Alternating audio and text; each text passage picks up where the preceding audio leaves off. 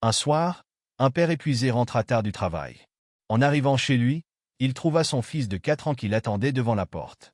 Étonné, il lui demanda « Pourquoi tu ne dors pas ?»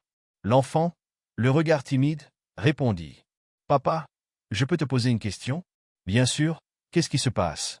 Le garçon hésita un instant, puis demanda « Papa, combien gagnes-tu par heure ?» Cette question irrita le père. Il ne gagnait pas beaucoup et se sentait déjà accablé par les difficultés de la journée.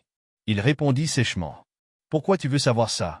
Voyant la tristesse sur le visage de son fils, il finit par répondre « Bon, je gagne 2 euros de l'heure. » L'enfant baissa les yeux, visiblement embarrassé.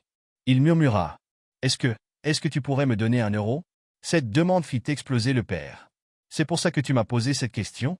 Tu veux de l'argent pour t'acheter une bêtise? Va dans ta chambre et dors. » L'enfant, les larmes aux yeux, obéit en silence et alla se coucher. Mais plus tard dans la soirée, alors qu'il se calmait dans son fauteuil, le père commença à réfléchir. Et s'il avait vraiment eu besoin de 7 euros, peut-être qu'il voulait acheter quelque chose d'important.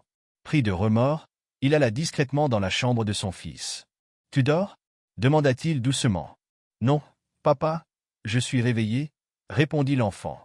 Le père tendit un billet d'1 euro en disant « Voilà, prends 7 euros. » Le garçon sourit, un sourire si sincère qu'il fit fondre le cœur de son père.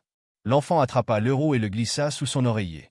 Le père remarqua alors qu'il y avait déjà un autre euro caché là. Étonné, il demanda « Pourquoi tu voulais encore de l'argent si tu en avais déjà ?»